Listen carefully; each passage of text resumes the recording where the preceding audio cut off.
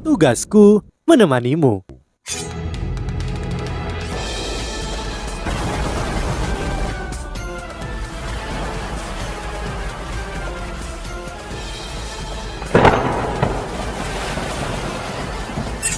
Hai sahabat Pasuk, kembali lagi bersama alur cerita versi novel Solen 2 Sekte Tang yang tak tertandingi. Jangan lupa like, subscribe, dan nyalakan tanda lonceng. Mari kita lanjutkan. Tidak dalam mimpinya yang terliar, ia berharap Wo Yuhao mengirim anaknya kembali kepadanya. Putranya yang berharga yang sangat ia cintai adalah satu-satunya orang di hatinya dan di matanya. Wo Yuhao tidak khawatir sama sekali, dia hanya berdiri diam di sana dengan Tang Wutong di sebelahnya. Tang Wutong naik ke telinganya dan berbisik, "Aku akan pergi keluar. Kamu harus berbicara dengannya." Ia melepaskan tangan Wo Yuhao saat dia berbicara dan melangkah sendiri. Dia telah tumbuh dan matang sejak dia mendapatkan kembali ingatannya dan dia tahu kapan harus melepaskan suaminya itu. Seperti menerbangkan layang-layang, tidak peduli seberapa jauh layang-layang itu terbang. Apa yang harus ditakutkan selama tali itu masih ada di tangannya? Juicy menangis dengan Yunhan kecil dalam pelukannya untuk waktu yang lama. Lelaki kecil itu berperilaku sangat baik dan terus-menerus menyeka air mata ibunya ketika dia menatap ibunya dengan mata besar dan bingung. Sesuatu yang dia katakan akhirnya menghentikan air mata Juicy. "Ayah, apakah kamu menggertak ibu?" Juicy tertegun dan air matanya berhenti begitu saja. Wo Yuha berkata dengan sedikit canggung, "Aku tidak tahu mengapa dia terus memanggilku seperti itu. Mungkin takdir telah membawa aku bersama dengan anak kecil ini." Juicy bergumam kosong. "Takdir, takdir itu benar-benar takdir." Wo Yuho terbatu dan berkata, "Aku sudah mengirim anakmu kembali kepadamu. Aku pikir kamu bisa menebak apa yang terjadi dan aku harus pergi sesegera mungkin.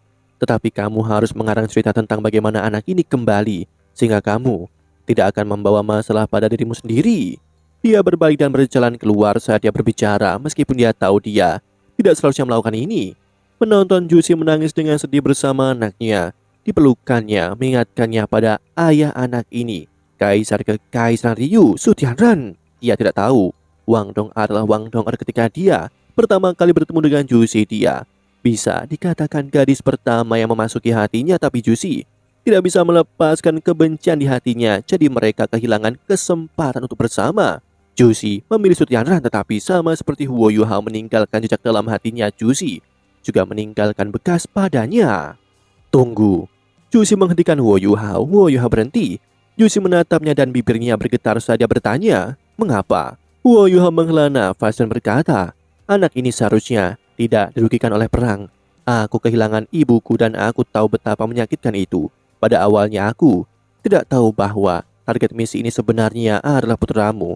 Aku akan menghentikan mereka dari awal jika aku tahu. Aku telah mengembalikan anakmu, jadi kamu harus merawatnya di masa depan." Juicy menggigit bibirnya saat dia menatapnya dengan tatapan yang rumit di matanya. "Apa yang kamu minta sebagai imbalan?" Wo Yuhao tersenyum ketika dia menggelengkan kepalanya dan berkata, "Jika aku membuat permintaan untukmu, lalu apa bedanya antara mereka yang menculik putramu dan aku?" Mata Juicy menjadi sedikit linglung. "Tapi apakah kamu tidak melihat ribuan tentara berkumpul di luar kota bercahaya?" Mata Wo Yuhao tiba-tiba menjadi tajam. "Mungkin kita hanya bisa menjadi musuh di kehidupan ini, tetapi bahkan jika kita ingin menjadi musuh, aku hanya bisa bertemu denganmu secara langsung di medan perang. Aku tidak akan menggunakan anakmu untuk mengancammu." Juicy menunduk. "Kau berada dalam kesulitan untuk membawa anak ini kembali, bukan?" Wo Yuhao menggelengkan kepalanya dan menjawab, "Aku akan menghadapinya, kamu tidak perlu khawatir." Juicy menarik nafas dalam-dalam dan mengangkat kepalanya dengan berani saat dia menatap matanya. "Jika aku setuju untuk pergi bersamamu saat ini, alih-alih tinggal di belakang untuk mengejar Su Tianran, apakah kamu akan memilihku dan bukan dia?" Dia secara alami mengacu pada Tang Wutong yang berada di luar. Wo Yuhao menoleh dan melihat keluar. Dia tidak punya niat untuk menyembunyikan sesuatu dari Tang Wutong, jadi dia tidak ingin memotong suaranya dari luar. "Aku tidak tahu. Aku tidak tahu. Dia dulu perempuan. Mungkin..." Wo Yuhao baru saja mengucapkan kata-kata itu ketika Juicy berlari dengan membawa Yunhan kecil di tangannya dan jatuh ke dalam pelukannya. Dia memeluk anaknya dan satu tangan memeluk Wo Yuhao erat-erat dan air matanya mulai mengalir tak terkendali lagi. Mata Wu Yuhao tertegun sejenak, tapi dia tidak tega mendorongnya pada akhirnya. Juicy bergumam, "Aku menyesal. Ya, aku menyesalinya. Hanya pada saat ketika aku kehilangan anakku, aku menyadari bahwa balas dendam bukanlah prioritas utama dalam hatiku. Ketika seseorang benar-benar jatuh cinta dengan orang lain, orang itu bisa melupakan balas dendamnya. Jika aku bisa membuat pilihan itu lagi, aku akan membuat yang berbeda. Maaf Yuhao, ini salahku." Yuhao tertegun. Hatinya sakit luar biasa ketika dia mendengarkan kata-kata Juicy, tetapi mereka berdua tahu bahwa tidak ada apapun di dunia ini yang bisa membalikan penyesalan mereka. Tetapi mereka berdua tahu bahwa tidak ada apapun di dunia ini yang bisa membalikan penyesalan mereka. Yuhao menepuk pundak Juicy dengan lembut sebelum dia berjuang keluar dari pelukannya. Dia menghela nafas tetapi tidak mengatakan apa-apa lagi saat dia berbalik untuk berjalan keluar. Dia sudah memutuskan, tetapi dia juga melihat ke belakang karena kata-kata Juicy. Kata-katanya membuatnya merasa sedikit tidak nyaman. Tapi, "Ayah, ayah peluk." Panggilan bayi itu menghentikannya sekali lagi. Yuhao berbalik dan melirik hangat pada Yunhan kecil di pelukan Juicy. "Baik Yunhan, kamu harus mendengarkan ibumu." Yunhan kecil membuka tangannya. "Ayah peluk." Suara Juicy gemetar. "Kamu harus memeluknya sekali lagi." Yuhao ragu-ragu tetapi akhirnya berjalan kembali di depan Juicy dan mengambil Yunhan kecil ke dalam pelukannya. Entah mengapa tangisan bayi kecil itu seakan menyentuh sesuatu dalam hatinya. Yuhao memeluk Yunhan kecil dan bayi itu secara alami menempelkan pipinya yang lembut di bahu Yuhao. Tampilan itu sangat imut. Yuhao menepuk pundaknya dengan lembut dan matanya menjadi semakin hangat dan lembut. Juicy mulai menangis bahkan lebih tak terkendali ketika dia melihat ini. Dia benar-benar berharap waktu akan membeku dan saat ini tidak akan pernah berubah. Tetapi anak itu akhirnya dikembalikan ke pelukannya dan dia bahkan tidak tahu bagaimana Yuhao dan Tang Wutong pergi. Yunhan kecil tertidur di lengannya. Dia tidur sangat nyenyak. Anak kecil ini selalu sangat mudah beradaptasi. Bibir Juicy bergetar saat dia mengulangi kalimat yang sama untuk dirinya sendiri. "Dia sebenarnya kamu..." Yuhao dan Tang Wuta menyelam keluar dari kekaisaran Ryu. Jika Su Tianran mengetahui bahwa seseorang dapat keluar masuk dari istananya seperti ini, tidakkah mungkin ia akan murka? Tentu saja, ini juga karena Yuhao dan Tang Wutong datang hanya untuk satu tujuan. Masalah tertentu yang sangat sensitif dan kuat dapat menemukan mereka begitu mereka bisa merasakan pemusnahan dan pembunuhan. Yuhao dan Tang Wutong mempertahankan ketenangan dari awal hingga akhir dan itulah salah satu alasan paling penting mengapa mereka bisa masuk dan pergi dengan begitu damai. "Aku tidak berharap kamu begitu menyukai anak itu." Tang Wutong berbisik pelan. Yuhao berbaik saat dia dengan lembut membelai rambutnya yang panjang. "Apakah kamu cemburu?" Tang Wutong menggelengkan kepalanya dan berkata, "Tidak, aku tidak cemburu. Karena dia melewatkan kesempatannya, maka kesempatan itu tidak akan kembali lagi. Kecuali jika waktu mulai mengalir mundur. Jadi kamu hanya bisa menjadi milikku." Yuhao tertawa meskipun Tang Wutong mengatakan dia tidak cemburu. Apakah dia benar-benar tidak cemburu? Pernyataan Tang Wutong selanjutnya mengungkapkan mentalnya. "Aku pasti akan melahirkan seorang putra untuk kita di masa depan," kata Tang Wutong tegas. Yuhao terkekeh. "Itu perlu terjadi, tapi aku akan tetap mencintai anak kita. Apakah kita memiliki putra atau putri, dan aku akan mencintai mereka seperti aku mencintaimu." Tang Wutong cemberut dengan keras kepala. "Kamu harus sangat mencintaiku." Yuhao tertawa terbahak-bahak. "Mengapa kamu malah bersaing dengan anak kita?" Mereka meninggalkan kota bercahaya dan terbang ke udara sekali lagi. Mereka bolak-balik antara kota bercahaya dan pegunungan Mingdo dalam waktu 2 hari. Hanya mereka yang bisa memikul beban seperti itu dengan alat jiwa kelas 9 mereka. Wajah Tang Wutong berangsur-angsur menjadi serius saat mereka terbang melalui langit. "Yuhao, bagaimana kita menjelaskan masalah ini ketika kita kembali? Aku pikir mereka mungkin mengeluh ke akademi. Jika mereka menuduhmu berkolaborasi dengan musuh, maka..." Yuhao menggelengkan kepalanya. "Mereka tidak akan melakukannya. Mereka tidak sebodoh itu. Aku menggunakan deteksi spiritual pada puncak utama ketika kita pergi, dan aku berhenti hanya ketika kita meninggalkan jangkauannya.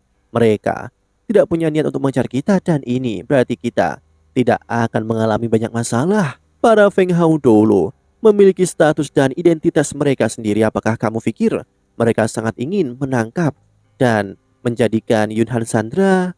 Yang benar adalah tidak ada seorang pun di sana yang merasa nyaman di hati mereka, termasuk Adipati Rema Putih. Apa yang telah kita lakukan hanyalah membantu mereka membuang keputusan itu. Selain itu, apa gunanya menuduhku melakukan pengkhianatan bagi akademi dan bagi mereka? Kita telah menunjukkan kekuatan yang cukup. Selain itu, akademi selalu melindungi pemain lama mereka dan Feng Hao dulu tahu itu juga. Perang akan segera dimulai lagi.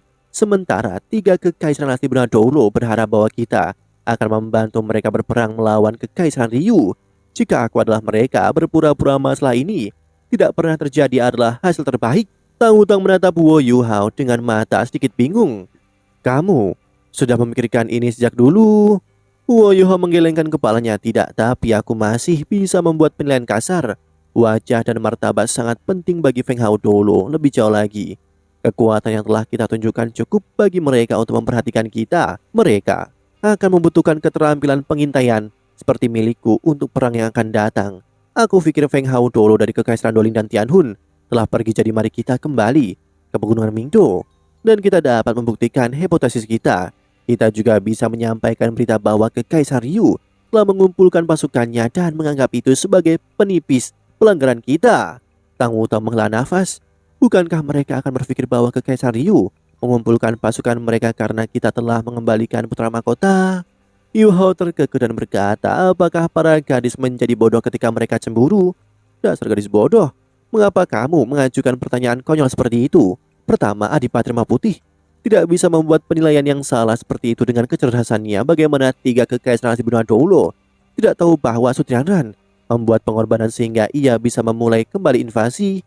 Upaya mereka untuk membunuh Sutrianran dimaksudkan untuk menghentikan invasi ini terjadi. Tang Wutang memukulnya dengan lembut dan berkata, kaulah yang bodoh. Saat itu senja ketika mereka kembali ke Pegunungan Mingdo, mereka telah melakukan perjalanan beberapa ribu kilometer bolak-balik selama 2 hari dan mereka juga harus menghindari alat jiwa pengintai di jalan mereka. Mereka bahkan terlibat dalam pertempuran. Baik Wo Yuhao dan Tang Wutong sangat dihabiskan terlepas dari peringkat kultivasi mereka. Mereka mendarat di luar tenda Adipati Rema Putih.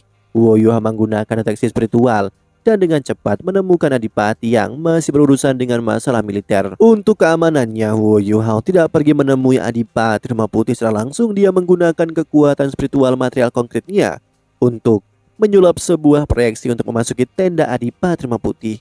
Adipati masih berurusan dengan masalah militer yang datang dari mana-mana. Dia telah mengambil kendali atas seluruh pasukan lapangan barat dan lapangan barat laut dan bisa disebut sebagai orang nomor 1 di militer Kekaisaran Starlo. Dia memiliki status reputasi dan dihormati secara luas. Sementara dia mengendalikan lebih dari setengah pasukan Kekaisaran Starlo. Dia mungkin orang yang paling kuat di bawah Kaisar. Adipati tampaknya merasakan sesuatu ketika dia tiba-tiba mengangkat kepalanya. Dia melihat bayangan muncul tidak terlalu jauh darinya. Meskipun itu tidak membawa suara sama sekali.